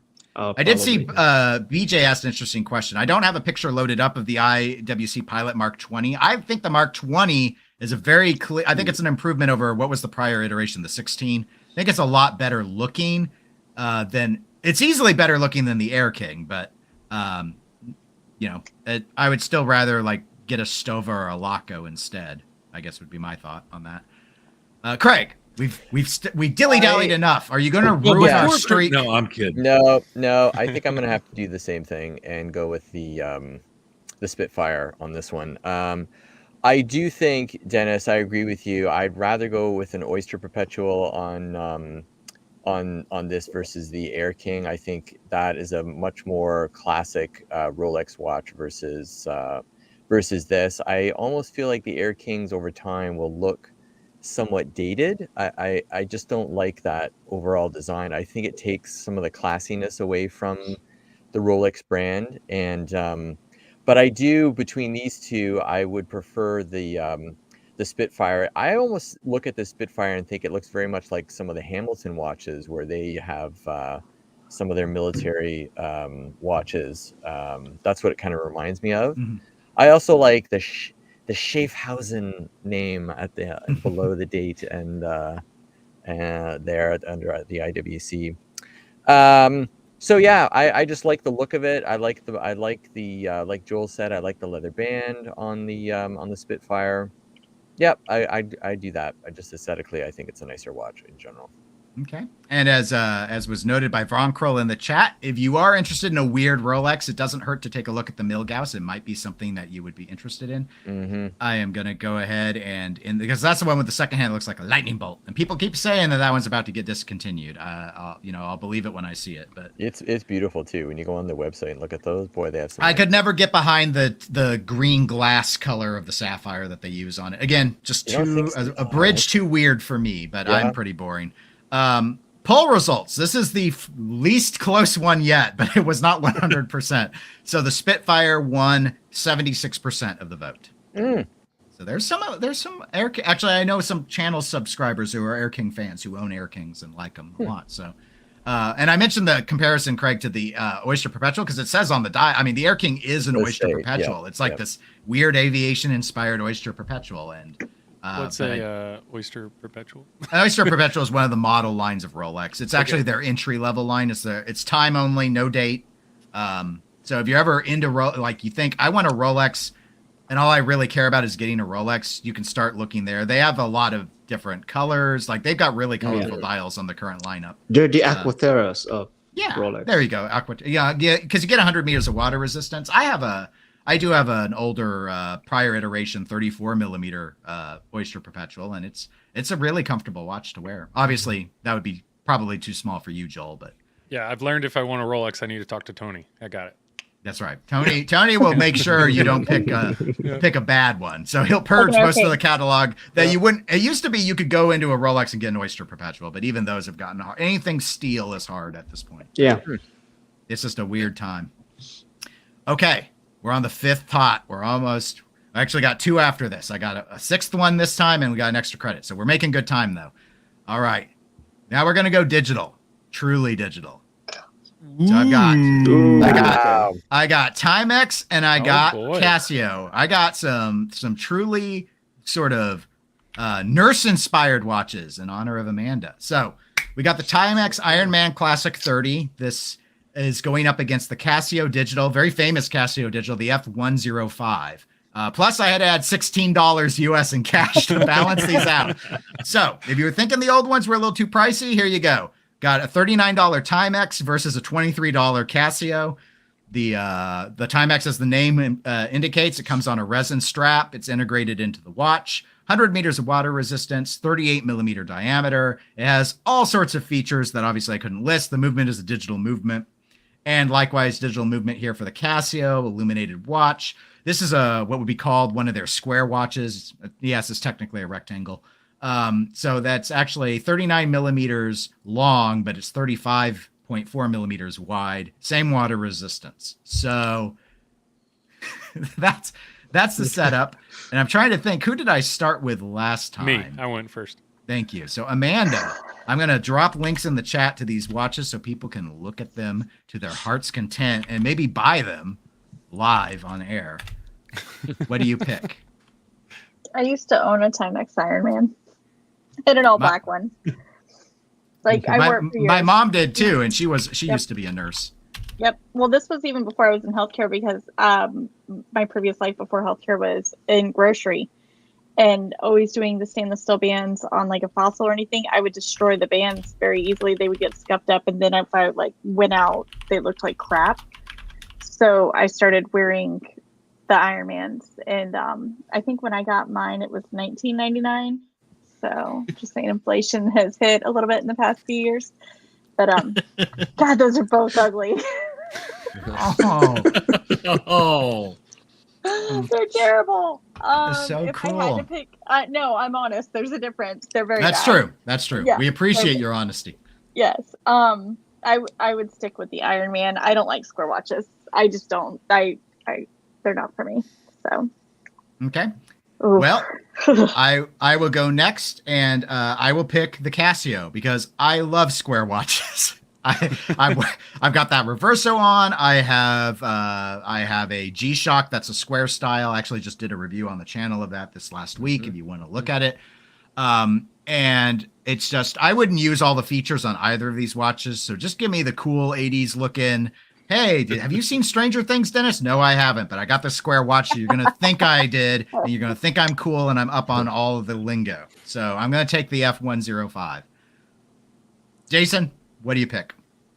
F105. It's the more fashionable of the two ugly watches. But actually, you can modify the F105. There's actually mods running around AliExpress, and you could swap those bands for NATOs, for some interesting steel cases also. So actually, you could do a lot more with that F105 with practically the same features as the Timex. Although the Timex Ironman is one of the more iconic Timex quartz watches out there, but the Casio F105 together with the F40, was it F1 or F40, something like that? Those are the Casios that are not G-Shock iconic squares that you could buy. So I'm definitely going with the F105. All right. We got 2 F105s, 1 Ironman. Tony. It's an F105. It's the classic Casio rectangle. Yeah, I love it. And the best thing is, honestly, when you go to the website for the F105 and it's got all the stuff listed, it says it's water resistant and simple. That's it. Yes, nothing else. Water resistant. I had to go to another site to find out its water resistant spec because it didn't say on the purchase page. It just said water resistant. I'm like, yeah, great. Does that mean 30 meters or does that mean 300? I don't know what that means. The icon is somebody washing their hands. Yes, So. yes.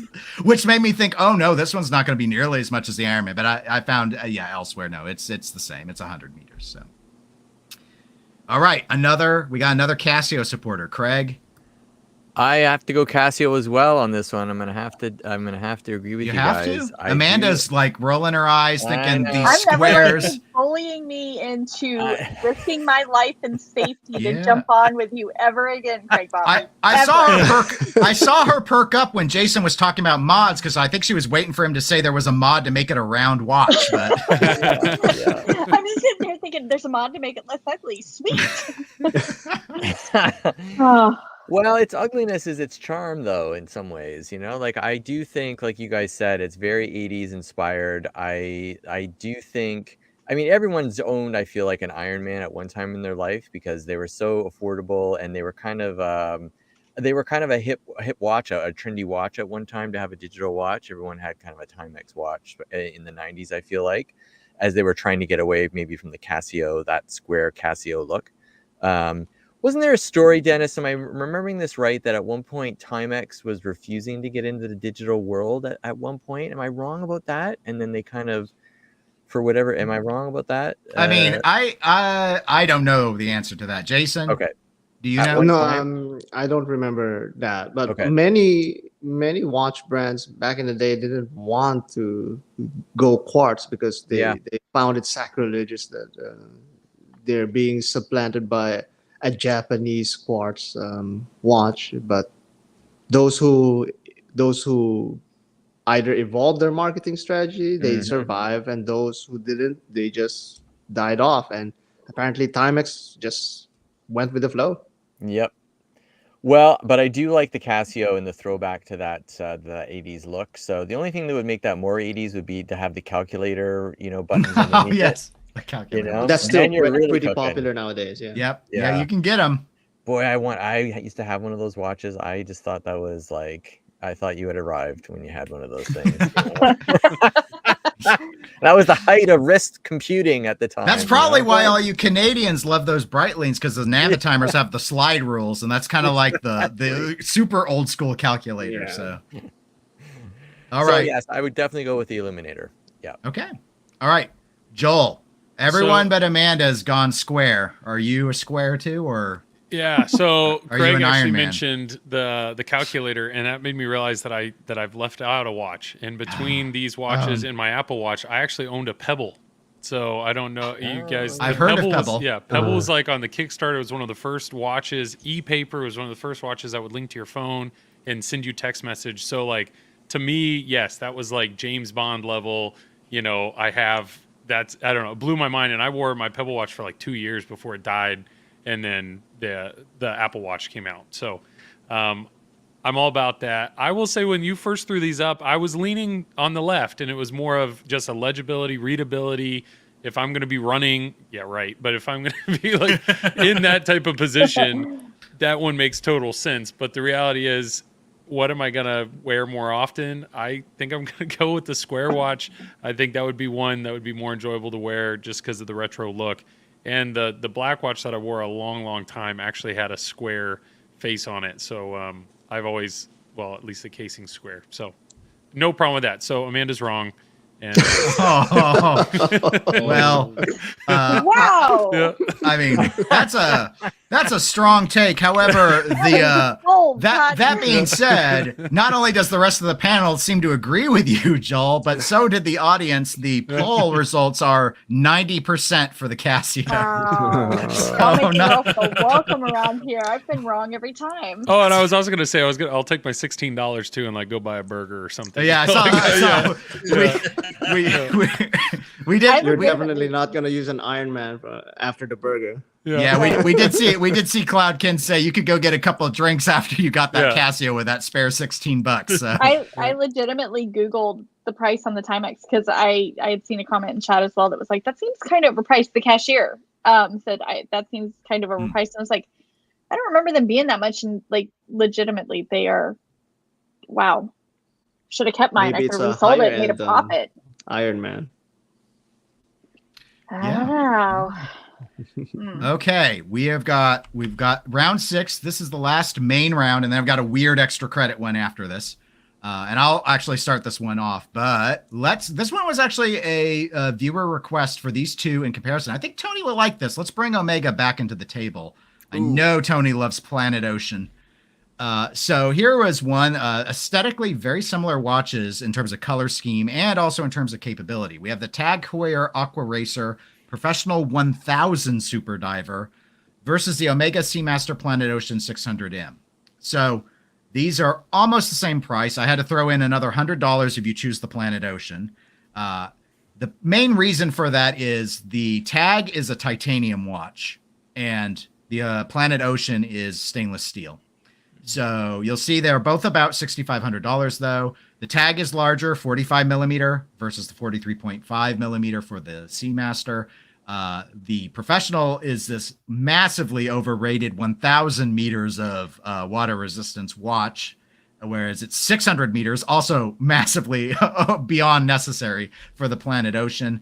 And they are both using in-house movements, 70-hour power reserve on the Tag Heuer's movement, and of course, coaxial escape movement, 8,900 with a 60-hour power reserve out of the out of the Planet Ocean from Omega.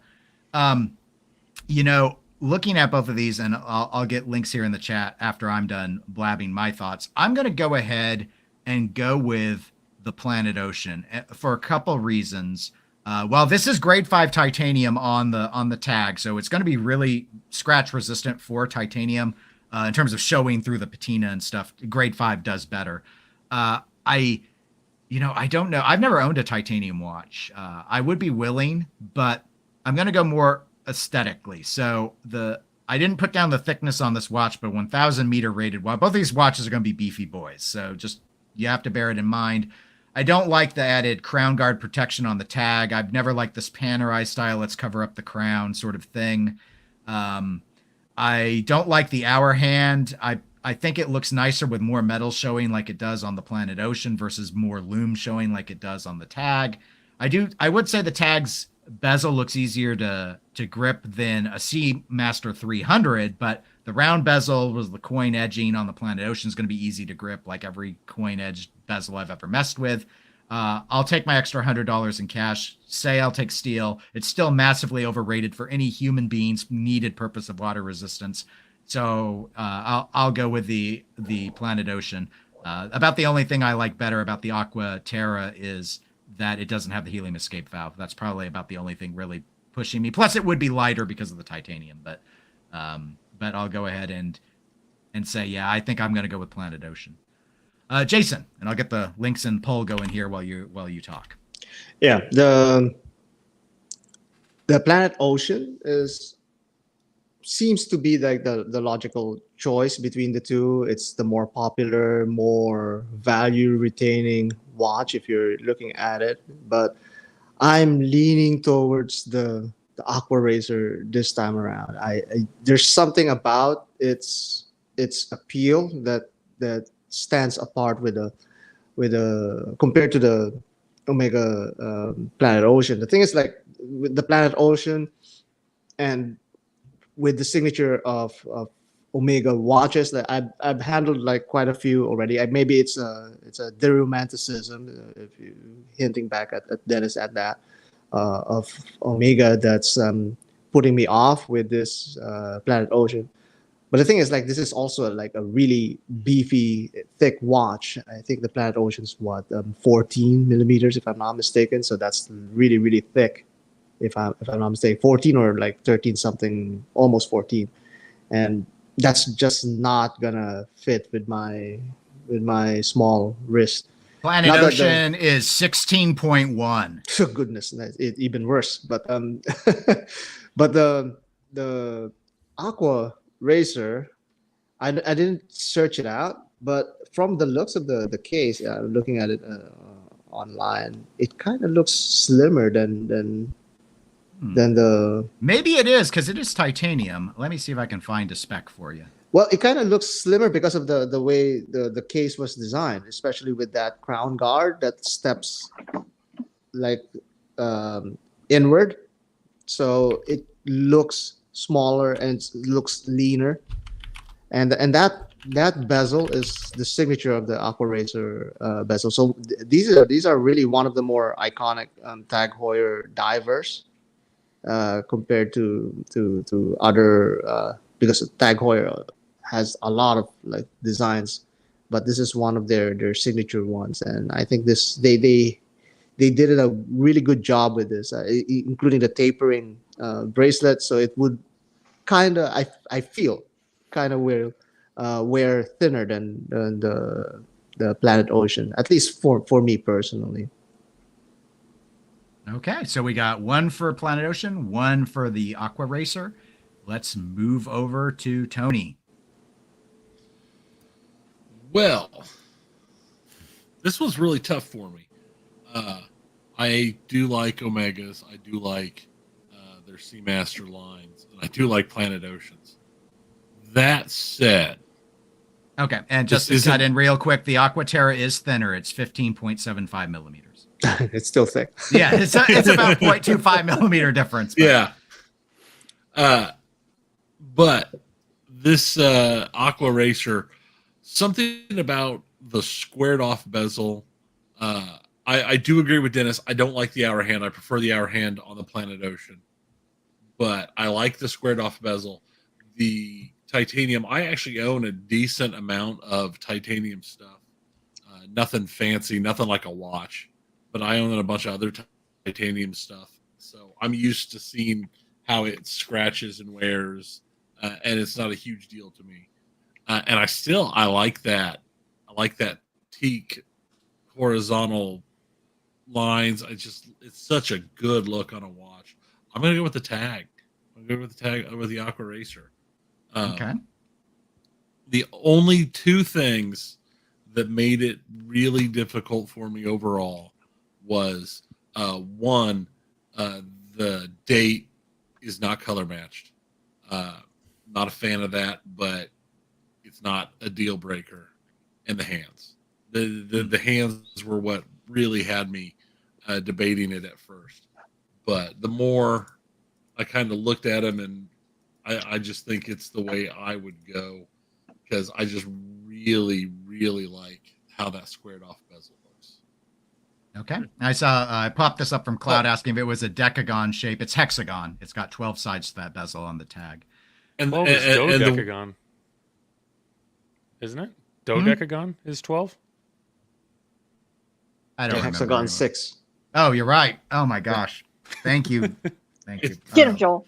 Yeah, More Joel. mistakes. I mean, I might have. He did own a calculator watch. I ain't challenging the math wizard. I might have Googled it like when Dennis was talking originally. I will say the other thing is the Planet Ocean. Looking at the pictures, it's got that clear case back, and the Tag Heuer has like the big designed in giant diver helmet on the case back that I think looks really cool. I'm not sure how well something like that would really feel against your wrist, but I think it looks cool. I've owned some stuff in the past that had the clear case backs. I had a Seiko 5 that was clear case back that was really cool. It's nice to be able to look in and see the stuff, but I like the design on the case back. You want to trigger Dennis? Move the bezel of the tag Hoyer to the 11.5 position.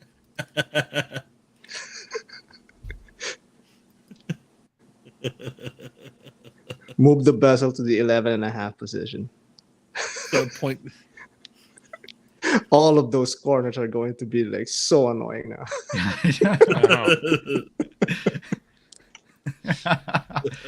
Okay, so we got 2 tags and 1 Planet Ocean. Craig, you've heard the arguments. When I go to the tag website, it looks much cooler on their website than I feel like this picture that you've put up does it justice. Not to take anything away, Dennis, from what but I do feel like, and all these websites really highlight how beautiful these watches are. Yes, that's why I give you links. Yes. So, they definitely, I think I like that tag much more when I go to the website.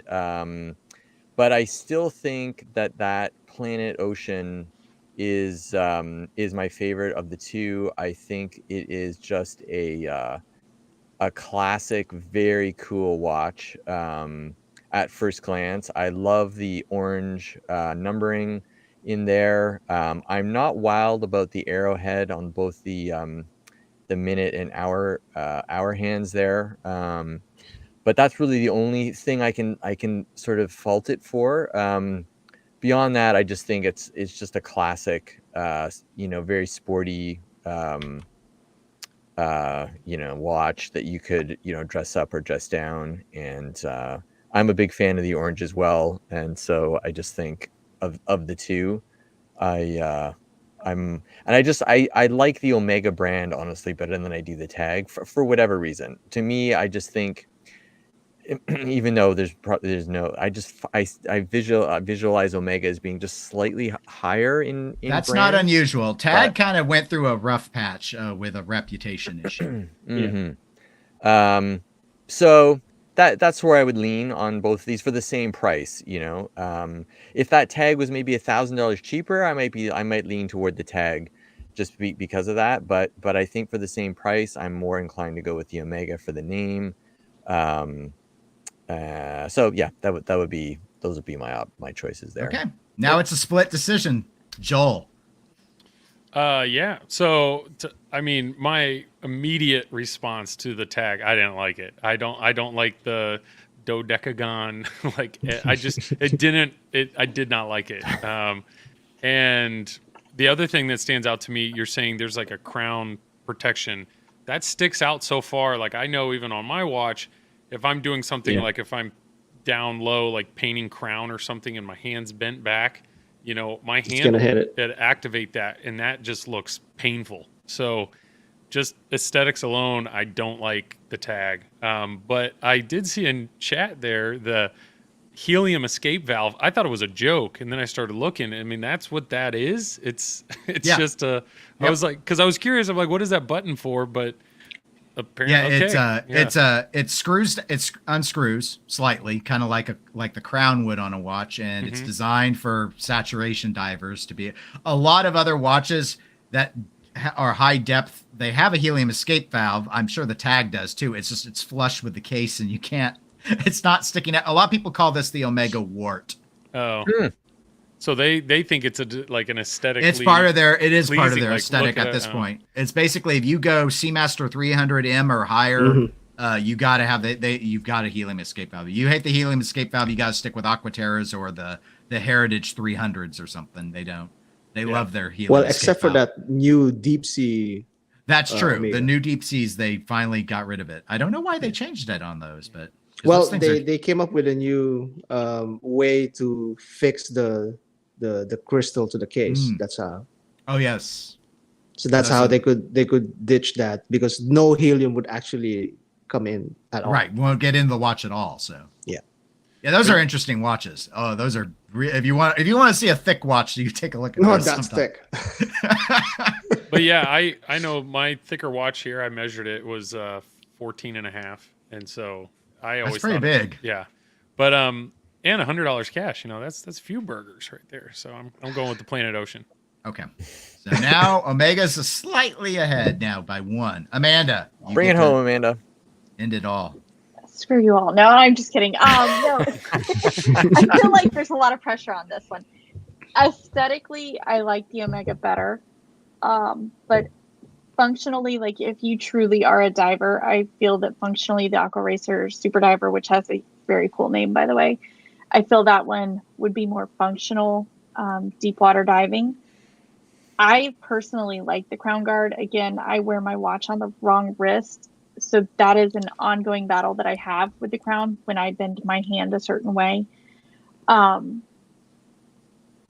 don't like the teaking in the background of the tag. I think that's the only thing I don't really like about it. They're kind of even for me though. I don't need any more burgers. I'm going to go with the tag. Wow. We actually have split 50-50 on Wow. these choices. Maybe this is another dumb question. Do they make left-handed watches, right? Where the crown's on the other side? Some companies do, yes. Very Yeah. few. Got That's the nice Very thing about few. the Apple Watches is you can actually determine, just you can turn it over. program, that it is left or right-handed. But even with that, now mine is sticking and it's calling 911 every time I turn it on. Yeah, that would be annoying for 911, I suppose. So, however, the audience was not split 50-50. They did choose the Omega 63%. So, Yes. all right. Yes. So we have one last. I'm going to call this the extra credit round. Whoa. There you go. Okay. Poor Jason's like, everything was normal, and now Dennis knew he had a bunch of pinball people on before he knew Jayson was going to do it. So this has been coming up because Stern Pinball, the largest pinball manufacturer in the world, just announced James Bond as their upcoming pinball machine. They've finally revealed it. They revealed the pricing. This is the premium model, so it is $9,699 US, Real and life its specs pinball machine. and the specs are it's a real pinball machine. Yeah. So They with don't do well in water. They are not water resistant it doesn't at all. have any water resistance is 0, but it does come with an LCD screen like an Apple Watch. This is compared to a third Omega. How could I not? Because Omega has the deal with Eon Productions. So the Omega Seamaster Diver 300M 007 edition. This was the version worn by Daniel Craig in his final appearance as James Bond. This is a titanium watch. You see the Fotina brown loom with the broad arrowhead down by the 6 o'clock time marker. $9,200 is the retail price of this watch. 42 millimeters water resistance, or diameter, 300 meters water resistance, coaxial movement. Yet again, the 8806. I had to add $500 cash onto the watch because the pinball machine is a little bit more, but only a little bit. And Jayson, the order is we start with you yet again. Maybe this is easy for you, but Well- I'll drop links in the chat for folks, and then I'll get a poll up just like I would with anything else. Well, it's easy for me, but maybe not for the expected reason. I might actually go for the pinball this time. Yes. Hey, Does this Welcome to pinball the machine club. have a Moonraker No, reference to it? no, it's No, all come only on. the Sean Connery movies. What is this? oh, You only live. Okay, only the Sean Connerys. Well, wait. Oh. Okay. They have another one coming out that will have all the movies, but this is not it. But that's not going to Okay. fit into this price range. yeah, that's way more. No, but I mean, for that price, I could understand, and I could actually buy one of these because it would be really fun for the boys. I have like 2 boys, and they would love to see a real working pinball that's not on their iPad, And the thing is, like, we buy watches because they're conversational pieces for like the person wearing it, or for in my example for me. But this one is a conversational piece for the family, and I think that's a far more valuable proposition for me, especially when this is one of the James Bond watches that I didn't like because of the Fotina. Mhm. So that Okay. actually tipped it over. What do you All mean, right. Fotina? What's that? That's the kind of brownish color on it. they artificially make the normally loom is white when it's new, and on older watches they use tritium, kind of like the tritium tubes on Marathon, but they used to paint it on, and it would turn this brown color over time as the half-life aged. Mm-hmm. So sometimes watch manufacturers, to make a watch look classic, stain the loom brown. And it's called Fotina because it looks like you artificially aged it. Yeah. It's not that I have an indictment against Fotina, but I just don't like that kind of. Sometimes, sometimes it's executed better in some instances than others would be maybe the best way to say it. There are times that it's executed better, and actually, like, this could be one of those times. But do they have to like go to with the bezel as well, the bezel markers with all the Omega text also there? I mean, I would have loved it to like just have like a clean executed look. I like the gray opposed to the typical blue, Seamasters. But the Fotina I couldn't stand. So there you go, a pinball man, a pinball pick. All right, so Jayson's gone with the pinball machine. Tony.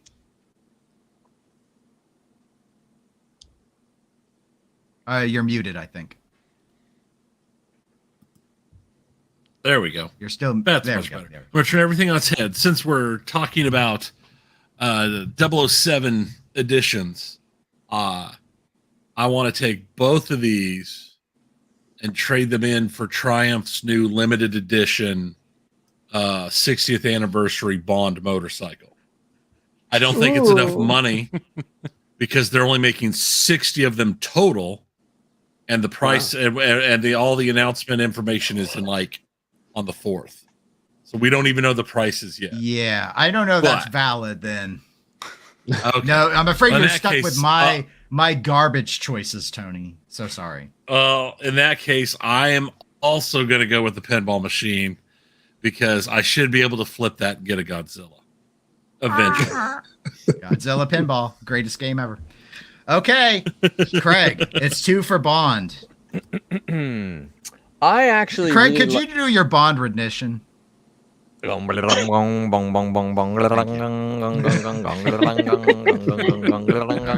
people demanded that. So. Yeah. My husband was singing that all day after he listened to that episode, so thank you for that. Yeah.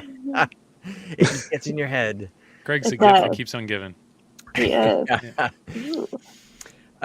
So I actually really like this look. I was surprised when I saw this watch, and it's so unique. I think that Fotina look, I actually really like it. Just because you don't see it that often, and I do think it's kind of like a bit of a throwback classic look. So it is tempting to go for that Omega. When I saw it, I was like, ooh, that is a nice looking watch. Plus it's titanium. Yeah, so it'd be probably super comfortable to wear, very light.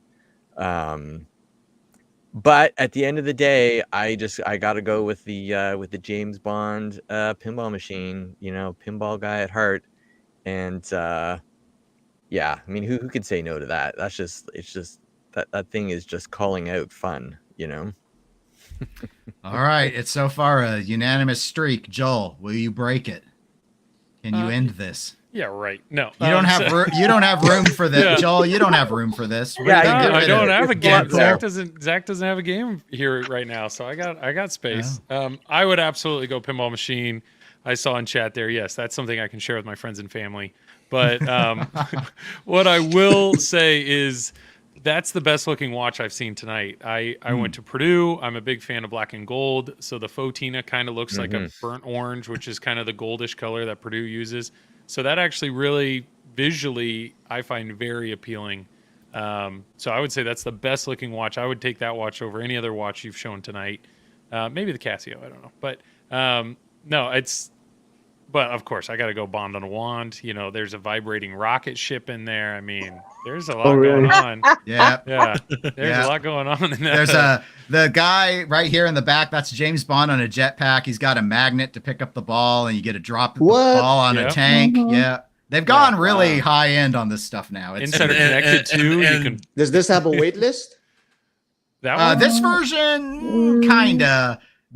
they're not producing these until November, but I don't know if you could still get in on the first run of the premium. Can I even get it in Aruba? Oh, I'm sure For a Stern will find a price. way to get it to you. They can get you one, yeah. But then all of a sudden your cost is going to go up with shipping and all that. Oh, definitely. Yeah. Yeah, but I It's do worth like that the DB5 ejects a ball up. It's Yeah, got the that physical ejector seat ball that lock shoots with a the button ball up. underneath Yeah, it. that's Oh. great. Yeah, it's great. The roof is a metal flap that opens up out of the Aston Martin to fire it into I that. made the right choice then. Yeah, it's pretty fancy. Okay, still the streak continues. Amanda, you have too many pinball machines, so you gotta choose the one. I can't. We're trying to get rid of two more, and Kevin Hart, I see your comment. Gomez is watching, and I do love me some Gomi, but George Gomez is the person who designed the game. Yes, he's also the creative director of Stern. So Nice. I love my homie Gomi, but I love Daniel Craig better. Always. So Well, So you're I'm not gonna buying Daniel Craig with this watch, though. So. Yeah. is he for the extra $199? Can I get him? you might be able to get a veggie tray with Daniel. I have a spare bedroom, but I don't have more room for a pinball machine. I'm just gonna put that out there. No, I will leave my thoughts on the 007 pinball machine to my next podcast, but I really do, Joel, I agree. This is one of the best looking watches that we've seen tonight. I love that color more so. I like orange, and I also like rose gold a lot. And this is kind of a nice blend between the two. I like the contrast with the light on dark versus a dark on light. I think this is a really nice looking watch. So I'm gonna go the Omega. Okay. And I just right. lost all credibility with Stern, so I will never have another guest on as long as I. But Omega now loves you, and maybe they're watching too. Probably not, but all right. I guess for me, I will go the pinball machine. Actually, I mean, I have a whole room full. I don't have space for a James Bond, but I do have some issues with this Omega that Jayson brought up. I'm not a big fan of Fotina. I actually do like that they matched it to the bezel. I think that at least makes it look in a nice unified fashion. But even if I could get past that, I'm not a big fan of mesh. Like, I like how it wears, but I don't like how it looks. So I don't care if that comes for that. But I like you can that. change it. I could. So again, not the biggest deal in the world. And this is going to be so petty of me, but I don't like the broad arrowhead on this. That was a symbol for government-owned property. Yes. And I don't like them. I don't like them sticking it on something that the government didn't contract. It feels fake to me. And I don't think we need that sort of fakeness, even in our fake secret agent. So for that reason, I will go with this fake pinball machine instead. But it's cool. It has a vibrating rocket on. It does. Yeah. It does. Even the cheap version has the vibrating rocket. So let me go ahead the only and. girl on the panel. I did not pick that. And actually, this one was fairly close. The pinball machine did win the poll, but only with 55% of the vote. So of course, watch audience, you would expect that they would maybe favor something that fits in a box, doesn't fit in the box that's the size of a coffin. So always a price with pinball. Okay, that was it. That was all of the this or that. That was nice. I hope you guys had fun with it. I know some of you, only Craig and Tony had done it before, but I hope the rest of you thought it was actually easy and fun to do. That was the plan, and we ran. You just got to pick the one you think looks prettiest. That's all that matters. That's all. It's all. You need to pick the one that sparks joy in your heart. You've got to hold it close. That's how it is. And ask, do you spark joy, and do you have a wait list, Rolex? And then throw that, you let that one go, and then you get stuck with that IWC. But so to close it out, let me go ahead and let you guys plug whatever you want, and I'll start with Jayson. If you want to go ahead. Yeah, thanks for having me. It was a really nice and fun stream. Maybe we could do this more often. So I host a watch design channel. I talk about watches. I review watches, mostly micro brands and some other brands that I buy myself. But hopefully we are kind of diverting into a different kind of market. I'm also making watch art and selling them soon in the form of actual physical framed gallery quality art with NFTs. So the best of both worlds, so to speak. And I'm also opening up a commissions once we're done with our website, when we have all of our sites finalized, then we can properly promote that. But for now, we have our I have my Instagram channel account, and that's where you could find my watch art, Design Atelier Aruba. All right. Thank you very much for participating, Jayson. Tony, any final thoughts from you? I can be found on the Eclectic Gamers Podcast, occasionally on the Eclectic Gamers Instagram channel when I remember to do something for it, like I need to work on doing more often. And the big thing is that we now have a Patreon that has been set up for the Eclectic Gamers. That's become the big hit in pinball. It's Patreon. That's the big thing. That's that we've joked about it. We've talked about it.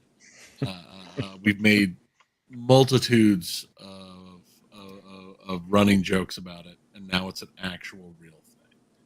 So that's what we got going. All right. Thank you, Tony, for participating. Craig, you Mr. breached Bobby. the paywall. You guys have breached the paywall finally. Well, our show hasn't breached the paywall yet, but maybe we're in talks, Craig. We're in talks. So you can catch me on the Pinball Show, where I do the top stories news segment for that particular podcast, which airs on Mondays on the Pinball Network. So, and with our host here, Dennis Kriesel is one of the hosts, and another gentleman by the name of Zach Meny, who was on the last This or That here on this particular stream. So, but thanks again, viewers, and thanks again, Dennis. It was always a lot of fun to be here, and looking forward to seeing the next one. All right. Thank you, Craig. Joel, I hope you weren't too shell-shocked by your first watch tot. No, I'm not. I have no issue asking questions when I have no idea what I'm talking about. So I like to learn. Jayson, it was great meeting you. I put an actual link in chat. We did a very similar stream like this just a week ago. A week ago, and Craig Bobby was part of it, where we did a whole discussion panel just like this on James Bond, on the game that just came out. So breaking it down, talking about the shots and mechs and everything like that. So, but yeah, I stream every Wednesday night from 10 to midnight Eastern Standard Time on the Pinball Network, and then I do Triple Drain Pinball Podcast with two of my friends. And we also started a Patreon today. Just why not see if we can get some support there? So yeah, all of our content's still available to everybody, but you know, if you want to throw us a few dollars, great, we'll take it and put it back into the show. But yeah, Dennis, thanks for asking, and it was a good time. Well, thanks for doing it. I appreciate it, Joel. And we'll end with Amanda, amazingly, who thought she wouldn't have power, maybe no water, maybe a new pet dolphin would have swum up to her house. We had hopes. I tried. I did try to get you your dolphin. The night is still young. High tide isn't for another hour and a half, so there is still hope for the dolphin. Again, I'm Amanda Hamilton. I am one of the co-hosts of Free Play Pinball Podcast. Check us out on social media. We have been kind of lagging in our recording. We've had a lot going on. My co-host Bill Webb and I lately in personal lives and work projects, but we have an episode that is almost ready to come out. And you can also find me usually trolling around in TPN if it's not after my bedtime. Mrs. Lord Helmet. So yeah, I appreciate it. Dennis, this was fun. And Craig Bobby, thank you for dragging me into this. Craig, even though all of your choices were wrong. It's that Canadian charm. All right. Well, thanks everyone. Thanks viewers for stopping by. And yeah, I usually need a few weeks to recover and structure a new one, but I'll put another one together. Maybe I'll get all the prices right on the next one. You never know. I like to always screw at least one thing up. But other than that, take care, everyone. See you later. Thanks, Dennis.